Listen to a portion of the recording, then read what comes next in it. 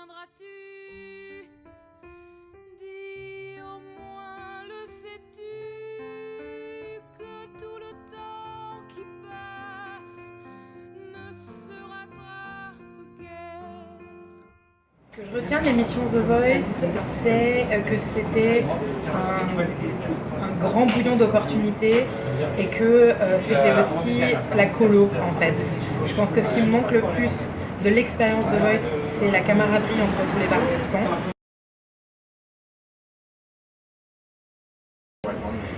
Je peux pas dire la coach que je préfère parce que c'est deux manières de voir l'interprétation différentes. C'est deux femmes hyper fortes dans le milieu de la musique qui commencent à être un milieu d'hommes, qui proposent des choses complémentaires, mais qui ont la même envie d'une musique émouvante et émotive. Et donc du coup, en fait, j'ai plutôt l'impression qu'on est toutes les trois dans la même équipe, que ce soit deux équipes différentes. Il était une fille qui n'était que bonheur, gaieté, candeur. Et quand elle a rencontré son tout premier, cette petite écervelée, elle lui a tout et tout donné. Comme ça, je me suis rendu compte que ce que j'ai toujours voulu faire, c'était être une artiste engagée. Et pour moi, une artiste engagée, c'est utiliser ce que je sais faire, et globalement chanter et faire de la musique, pour aller trouver les gens et leur créer des émotions. Et aujourd'hui, c'est la journée internationale de sensibilisation aux violences faites aux femmes, la journée orange de l'ONU. Et moi, c'est une cause qui me parle, et je me suis dit que si en fait le seul moyen que j'avais de communiquer sur les causes qui me parlent, c'est ma musique, et ben en fait il fallait que je le fasse, et que c'était encore plus un devoir qu'une envie. Un titre totalement inédit, écrit pour l'occasion quasiment, et écrit d'après mon histoire à moi.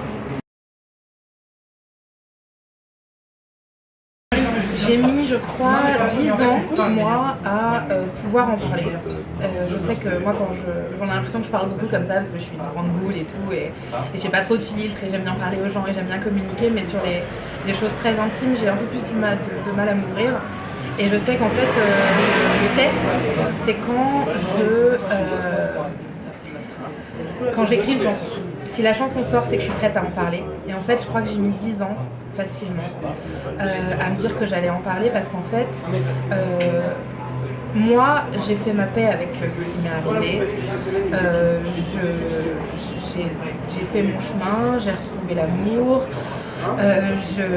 Ça m'entrave pas dans ma vie de tous les jours. J'ai guéri. Mais je sais que c'est pas le cas de tout le monde. Pitié, pitié, arrête, s'il te plaît, je t'en prie. Je t'aime, je t'en supplie. Je dirais que quand on est victime de violence conjugale, le moment où on dit stop arrive au moment où on s'y attend le moins. Moi, ce sont mes amis qui m'ont aidé à sortir de l'engrenage, et qui m'ont dit mais en fait ce qui t'arrive c'est pas normal. Mais comme on est vite enfermé dans une prison de peur, d'angoisse, et qu'en fait son propre cerveau se met à se retourner contre soi, on pense plus pareil, et du coup moi ce sont mes amis qui m'ont dit tu sais en fait ce qui t'arrive c'est pas normal, il faut absolument qu'on fasse quelque chose, parle-nous, prends des actions, pars, fais autre chose.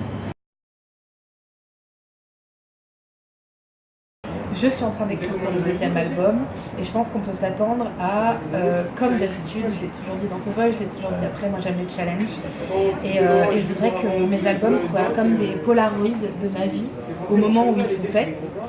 Je m'aventure sur des terrains que moi j'aime écouter et que j'ai jamais encore vraiment exploré pour un nouveau challenge.